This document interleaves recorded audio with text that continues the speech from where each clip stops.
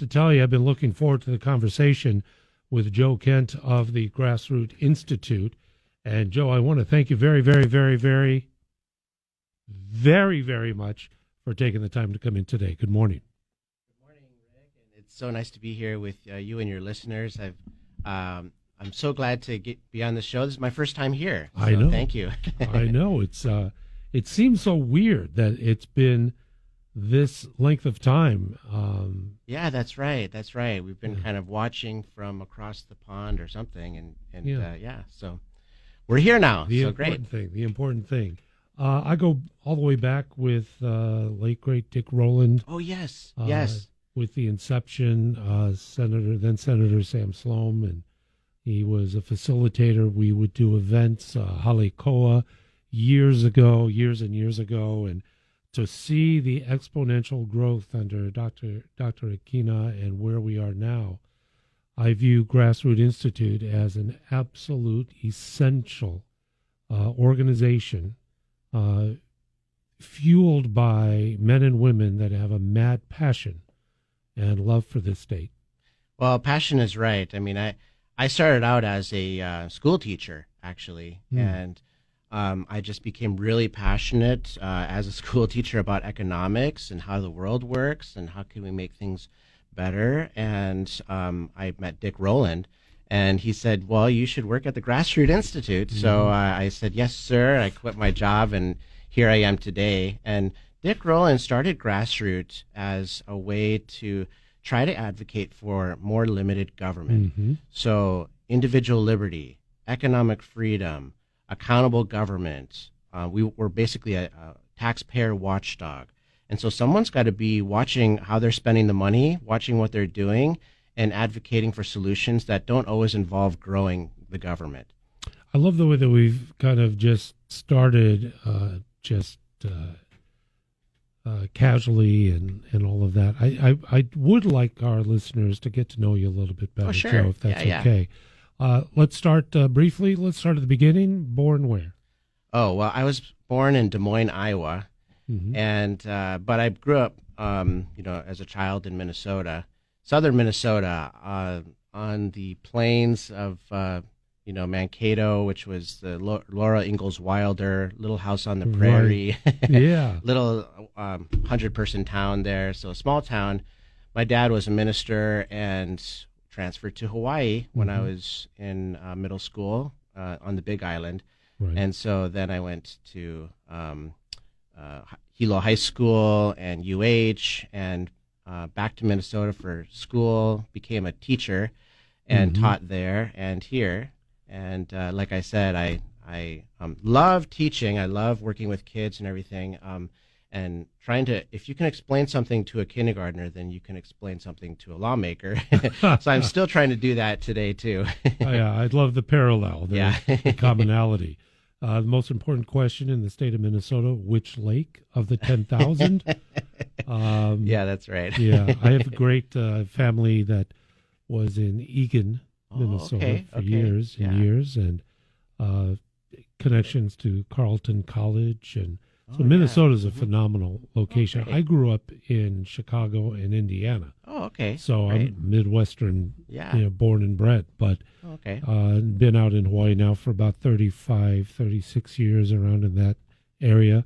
Clearly, I came out to Hawaii when I was 4. So just want to establish that. That's it. I see. The passion that you exhibit. By the way, your YouTube, Oh, looking good, brother. oh, wow. Oh, Not bad. I didn't know anyone was watching. Oh, yeah. No, I love seeing it. Love So my watching YouTube it. channel is called Hawaii Matters, and we talk about all kind of matters in Hawaii. I try to explain, why is the cost of living so high? Why is milk so expensive? Yeah. Why are groceries so expensive? Why does it cost so much to get a house? Or why does it take so long to build a house? And so on and so forth. And I try to explain it in about 5 minutes so that a kindergartner can understand. I know. Well, that's going to be perfect for me then. That's going to be very helpful. Good. I know that we have a break coming up in a few moments. I think I'd like to start here with just a very simple assessment, and that is referring to you as Dr. Kent. Well, I'm not a doctor. But I play one on the radio. Yes, and that's here right. we go. No. Dr. Kent, what is the prognosis for the state of Hawaii? Well, it's everything has grown too big and the government spends too much. And the problem with that is we now have a government that's growing too big for the size of its population, and a dwindling population at that. People are leaving Hawaii. They've been leaving since 2016. And, just last year, 15,000 people fled to the mainland. Everyone knows someone, a family or friend or relative that have moved to the mainland somewhere, or maybe they're considering moving. And of course, it's because the cost of living is too high. Now, why is the cost of living too high? Well, of course, we've got the strictest land use regulations in the nation that make housing so expensive. That makes everything else expensive, like groceries and housing. And we also have this crazy shipping law called the Jones Act that also makes our life more expensive. We've got the highest energy bills in the nation, et cetera, et cetera. So at the end of the day, we've just got really high costs. And on top of that, we've got taxes pushing people into the red. We've got the second highest tax rate for individual income tax. Mm-hmm. And so we've got high taxes on top of a high cost of living, and that makes it just very difficult for most people to get by. So that's the diagnosis. Mm-hmm. Now, what's the solution? And the solution is to think about ways to lower the cost of living without spending more, without making government bigger. There are a lot of well-meaning solutions out there that try to, okay, we're going to give free money to people so that they can afford Hawaii. Well, the problem is that it takes it from their pocket on the back end, and a lot of times these well-intentions lead to ill effects. So we want to think about simple solutions to get back to a more affordable, livable, and prosperous Hawaii. We're going to take a short break. It's already 8:17. But Joe, share with us the best way to connect and learn more about the Grassroots Institute. Sure, you can join us at grassrootinstitute.org. We've got 35,000 people on our emailing list, and you can get that too at www.grassrootinstitute.org. We're going to take a look at what is taking place today here in our state. And Joe Kent is going to help us navigate through. So stick around, be with us. And as I mentioned earlier today, if you'd like to give us a call, 521-8383, don't hesitate. At the conclusion of the program today, we will be sure to edit, post to our podcast page the conversation with Joe Kent of the Grassroots Institute. Rick Amato with you, and more to come in just literally a few moments. It's 8:17. Welcome back. It is News Radio 830 KHVH Rick Amato program featuring Joe Kent of the Grassroots Institute here on KHVH Radio. I'm going to try and navigate in a couple of different ways.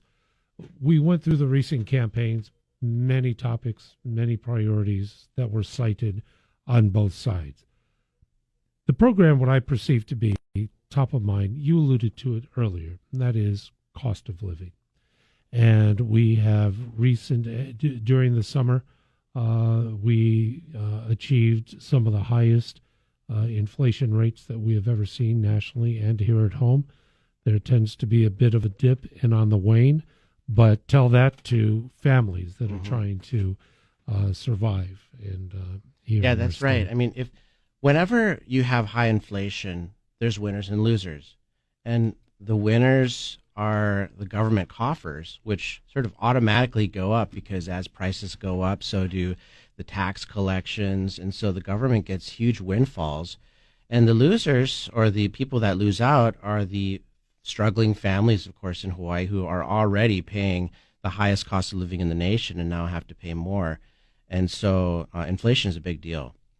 I'd like to focus on two areas, and they're actually not even part of the calculation of CPI, but they're so important to us.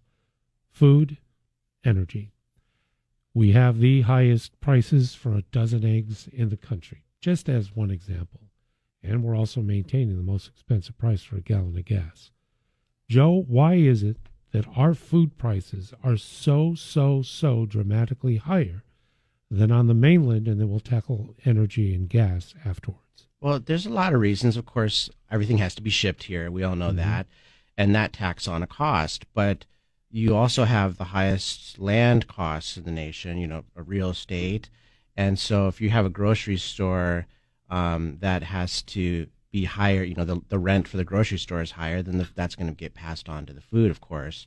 But you also have high taxes as well. I mean, we think of our general excise tax as a tiny little 4% tax, but actually the tax works differently than a sales tax on the mainland. The general excise tax is taxed at every step in the production process. So from the baker to the seller to the consumer, and that rolls up into the base price of the product. So actually, the price of the food that you're paying, you see the tax thing on your receipt at the grocery store, but actually part of that tax is baked into the product. And so that little 4% tax might grow to 6 or 7 or 8% tax by the time it gets to the consumer. So we've got a lot of hurdles for consumers to jump through to try to get their groceries in an affordable way. And let's talk about fuel for a moment. The incredibly high cost of fuel that we've always lived with, just recently dipping on average under $5 per gallon. But I pumped premium gas. I paid $5.49 a gallon yesterday. The differentiation between us and the mainland. Yeah, that's a big problem, but it's exacerbated, like I said before, by the Jones Act. I mean, shipping the fuel here isn't easy, but you put the Jones Act on top of that, and ships have to do loop-de-loops and try to, do backbends around that law just to get here, and that adds a cost. And also, for energy, we've got, an initiative in the state to move to renewable energy, and that means we're shutting down our coal plants at a time when oil is spiking. And, that's why our energy prices are going up across the state. We just saw a 7% hike at HECO, and we just closed the last coal plant. Now, of course, that's well-intentioned. Of course, we want, clean energy is the goal that many lawmakers have. And that is well-intentioned, but what is the cost of that? The cost is the pocketbooks of every family in Hawaii who's trying to, again, afford to live here. So there's a cost to all of these great intentions, but, there's also the road to hell, too. Well, there's also the navigation therein with people in positions of power and authority. We could even look at H-Power, the vision that was implemented, the expense and that was consolidated into that. And then, oh, by the way, ban plastics, which is one of the petroleum-based fuel products, obviously with H-Power. Or you take a look at the Big Island with alternative fuels and individuals that are trying to be innovative, yet we run into regulatory hurdles. With Right. the UHERO report recently in the last quarter of last year, citing that upwards of 20% of our real estate cost is found in government regulation. And it's maddening because on the one side, we're being told this is our number one priority. We're going to do everything we can. And then on the other hand, the hand is behind the back being weighed down with all of the revenue and the cash that is being collected. That's right. That UHERO report was really interesting. It basically said that we have the highest regulatory burdens for housing in the nation. And coincidentally or not, we have the highest housing costs in the nation. So you think those two things might go together. Now, of course, the response from lawmakers hasn't been to cut regulations. It's actually, add more regulations. And it's just so difficult to cut. Those little words, cut, is very difficult, whether you're talking about taxation or red tape. But that's really the direction we need to go. Yeah.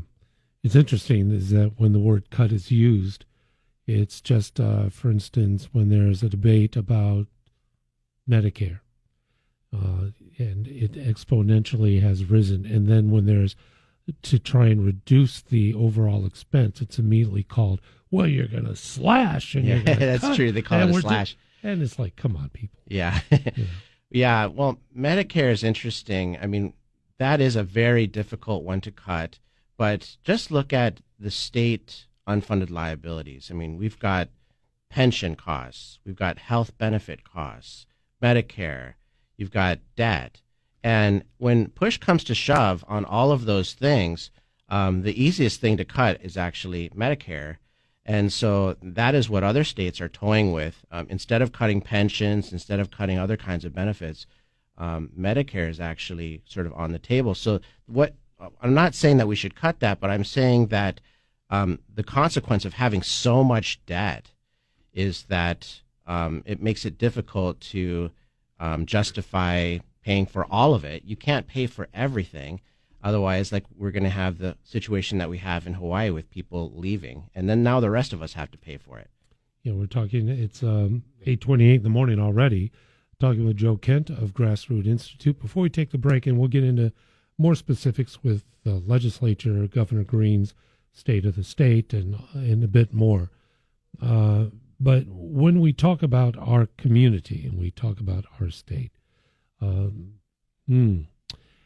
the mass exiting began, in my recent memory, it was also in the late 1990s, when we had an out-migration of folks that were leaving Hawaii at the time. I actually did a count on the air of people that were leaving. It was so high, it compelled a local moving company to be a sponsor of the segment of the count of the number of people leaving our state. M. Dyer and Sons, you may remember them. Wow. They're no longer with us. But Mm-hmm. anyhow, I'm almost 30 years in this chair. I'm talking about the same issues 3 decades ago, and they're still top of mind. Do we get into homelessness, affordable housing, crime, things of that nature? So, Joe Kent, why is it that we can identify what our problems are, but we can't seem to rectify them? Well, we need to start. I mean, we reached out to the people who are leaving Hawaii. We went on Facebook and targeted ads to the mainland of people who had Hawaii ties. And we asked them, why did you leave? And they told us, of course, the cost of living is too high. I mean, they've done surveys about this. Mm-hmm. But I mean, one person, Ashlyn Sakaria, told us, in Hawaii, we could never think of owning a home. But here in Arizona, we actually have a chance to be able to buy a home. As hard as it was to leave Hawaii, we had to do better for our daughter. Mm-hmm. And a lot of people said that. They wanted to leave Hawaii so they could build up their life. And a lot of people had a dream of coming back to Hawaii. And so we need to, like, I have a 2-year-old daughter. I think about her every time I work on these policies, because I think, is she just going to move away too, just like everyone else? Can I make Hawaii somehow a better place for her to actually be able to afford to live and grow a family, and then I can have grandkids here? Yeah, I have a 19-year-old daughter. She's a sophomore. She purposefully chose a school on the mainland because in our thoughtful conversations, she has a realization that it ain't for me. Not for what I want to do and not for what I want to achieve. And she left, not just for school. She is forging her life, state of Washington, because she understood at her age what the reality was of trying to make a go of it here at home. That's right. And there was a period in Hawaii when they actually built housing. And during that period, housing prices actually went down. But today, there's barely any housing being built. And I mean, the state says that we need, 50,000 housing units, and we built a couple thousand, I think. I mean, so we're barely getting there. And you might think that we've built too much, too. I mean, of course, on Oahu, it sort of looks that way in certain areas. But if you actually look statewide at all the islands and ask how much housing have we built, it's only about on less than 5% of the land. So 95% of the land is open space, and that's protected that way or preserved or restricted that way through government regulations. Half of that open space is used for conservation, and half of that is used for agriculture. But agriculture has gone belly up in the islands. Many of the fields are fallow now, and those are lands that could be used more productively. So let's say we increase that 5% to 6%, for example. That would lead to a 20% increase in the supply of housing, and it would bring down prices and make it more affordable to live. I mean, on some of these islands, there's no place to rent, there's no place to buy. I mean, you'd be lucky if you get a couch to sleep on. Mm-hmm. And so, I mean, I was just talking to my friend the other day. We were at dinner, and he confessed to me that he's now homeless. And I was so shocked. I mean, this is a plumber, and he's still working. This is a working homeless, right? There are many different types of homeless out there. And this is someone who's working from his car. He couldn't afford his rent anymore. And so that is the consequence of this. I would anticipate that he might move to the mainland, just like everyone else, which might be the answer for him, actually. But isn't it sad? We have, that speaks to the brain drain, too, and the economic death spiral that we are risking ourselves of going into. So, this is a web of problems. I don't know if I can answer it with one bullet solution, but I can answer it with a direction, which is let's try less government solutions, because the more government stuff doesn't work. I just want, before we take, and I've got to do this, but I just want to establish Grassroots Institute, a nonpartisan organization, yes? That's right. We're a nonpartisan, independent. We work with any party, any person that wants to learn this stuff. We're happy to explain it and work with them. Well, I'm a nonpartisan radio talk show host. So great. We'll sing out of the same hymnal. Good. Once again, if folks would like to connect with you and Grassroots, what's the best way? www.grassrootinstitute.org. Joe Kent joining us, and we're going to take a short break. When we come back, we're going to cover a lot of additional ground with Joe Kent, of course, with Grassroots Institute. We have a limited amount of time with a myriad of topicality that we have for you. But I'd like to get your take with the arrival of Dr. Josh Green into the governor's seat after 8 years as lieutenant governor, and with an exacerbated health care shortage and many other things that we're being made apprised of. Joe, what is your take? Healthcare in Hawaii, what would you say? Well, healthcare is in a bad shape right now. We've got 700 doctors short. I mean, we're short 1,000 nurses. They had to waive Hawaii's regulations during the pandemic just so that doctors and nurses could come to the state. And so now those folks have left, and we're out to sea. So our healthcare, services are struggling a lot right now, and that's for a lot of different reasons. I mean, we've already have really heavy-handed regulations on healthcare, like certificate of need laws.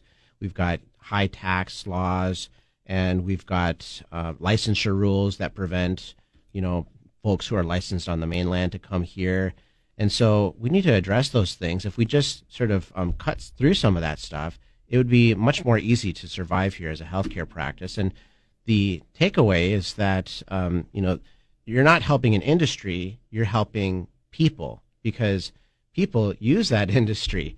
I mean, residents in Hawaii need good health care. My dad said, "Hey, Joe, you work at Grassroots Institute." And he's like, "Can you study why it's so hard to get a doctor in Hawaii?" Mm-hmm. And that's what I'm doing. So we've just released a report just yesterday about the doctor shortage and how to snip red tape, and how snipping taxes could really help doctors. Because, I mean, in Hawaii, we're one of only 2 states that taxes medical services broadly. Mm-hmm. It's us and New Mexico that are doing this. The rest of the nation realizes that doing that is actually hurting, the healthcare services for your people.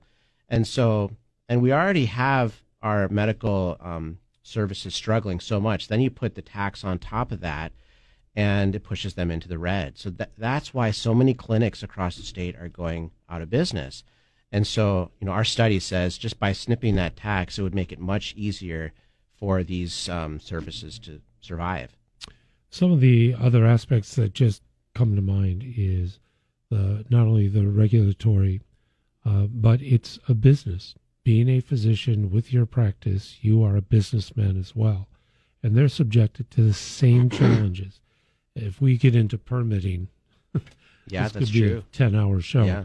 But also when it comes to staffing, and it comes to workers' comp rates, and all of this just compiles. Then reimbursement from private insurance and Medicare and Medicaid Hmm.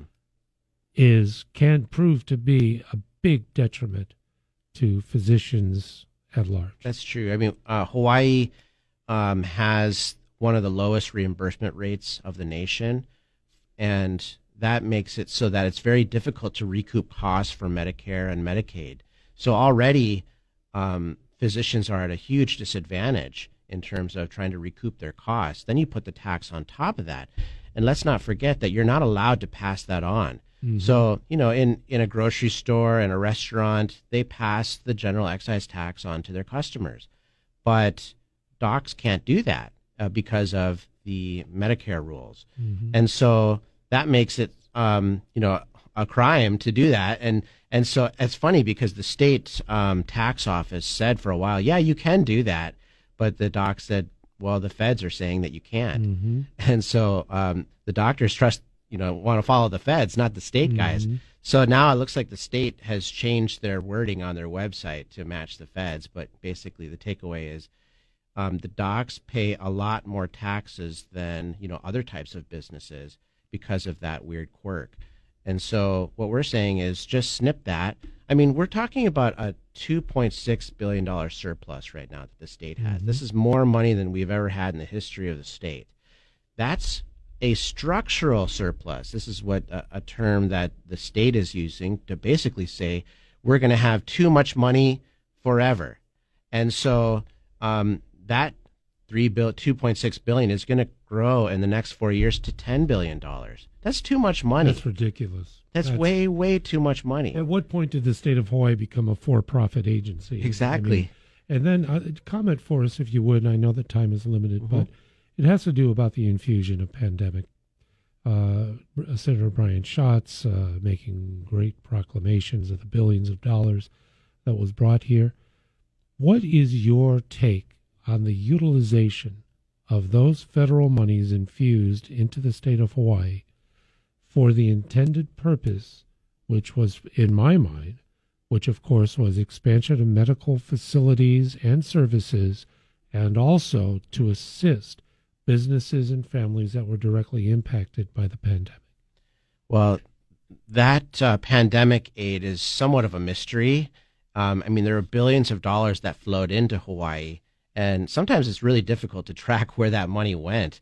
$1 billion went to the state just for basically in its general fund and for its dealing with various things unrelated to health issues. And then there were hundreds of millions that went to the counties and many that went to businesses. But we saw during the pandemic that the counties and lawmakers were trying to sort of blow the cash because they had to spend it.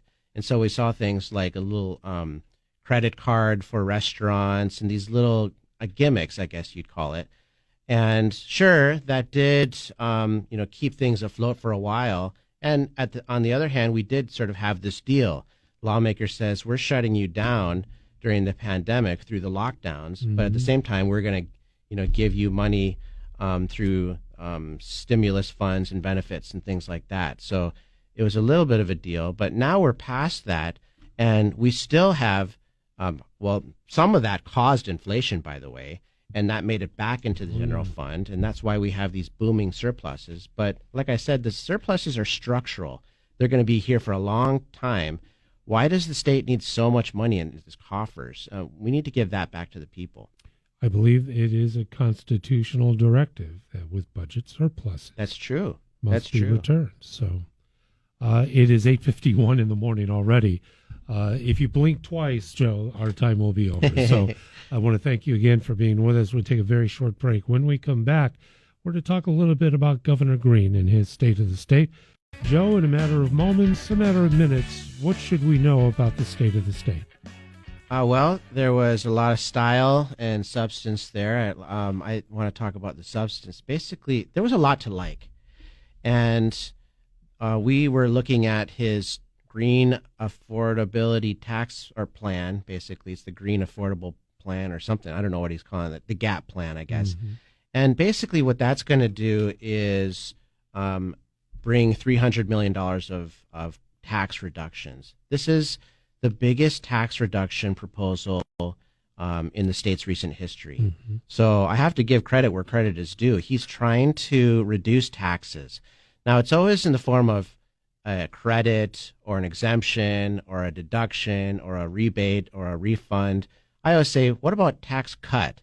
You know, this very simple idea. Mm-hmm. But with a tax cut, the benefit is that the taxpayer keeps the money. But with a tax credit or a refund, well, the taxpayer gives it to the government. They keep it in a dusty old coffer somewhere for a year, and then the taxpayer requests it back later. And so that's why sometimes tax cuts are better, even exemptions. And Governor Green campaigned on a grocery exemption for the general excise tax, and for medical drugs and things like that. But we think that a grocery exemption and for medical supplies and for medical services would be a good step.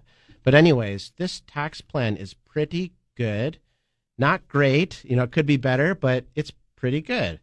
And, Green also talked about housing and trying to cut through red tape there. And, of course, he did the homelessness proclamation where he signed it there on the spot and lifted regulations that are getting in the way of providing homeless shelters. So that's all good, except that I'm a little uncomfortable with the proclamation part. I mean, that reminds me too much of the unilateral one-man unlimited rule of the pandemic era. And so we should really get away from that style of leadership and get back to permanent solutions, because we don't want to have a release valve on some of these key issues where lawmakers say, oh, the problem's fine for now. We can just issue endless emergency orders to deal with it. I mean, we need to fix the problem at its core. There's too many regulations getting in the way of providing even housing for the homeless that we have to do these proclamations. We should make permanent fixes. One aspect, literally just a few moments, and that has to do about the homeless issue that we've been confronting. I remember starting in local radio here, and Alla Park was Hooverville and all of this. So this is nothing new. But there's a disparate element to this story, and that is the documented millions and millions of dollars that are dedicated to the homeless. I understand that there should be empathy, sympathy, and assistance for those in dire need. However, we have, according to point-in-time counts, roughly 5,000 chronic homeless. However, we have an expenditure that goes into the millions of dollars, where people that are struggling may be deciding, can I live here any longer? Financially are still being taxed and confronting high expense and cost with no further subsidy, with the exception of certain income levels that had a finite amount of assistance for rent relief and more. I don't want to get too far off the pace. Mm-hmm. What has been your sense of that disparity? Mm-hmm. Well, homelessness is a symptom of a problem. You can almost gauge how well an economy and a society is doing by how many homeless are on the streets. And we've got a lot of homeless on our streets. Yes, we need to address those problems, but it's a symptom of bigger, macro, widespread issues like the cost of living generally for everyone. And we need to keep our eye on the ball. Try to reduce the government regulations and policies that make things worse, and try to make things better in Hawaii. 2 words before we go. Bail reform. Okay, we'll leave it right there. Thank you, Joe, so very much for being a part of the program. Once again, remind us how to connect with you. Grassrootinstitute.org, and you can get on our mailing list. There's 35,000 people there reading our stuff, and I hope you can read it too. Absolutely so. We'll see each other soon, I hope. Yeah, I hope so. Thank you so much, Joe. Thank you. And thank you, folks, for being a part of the program today. I thank you so very much.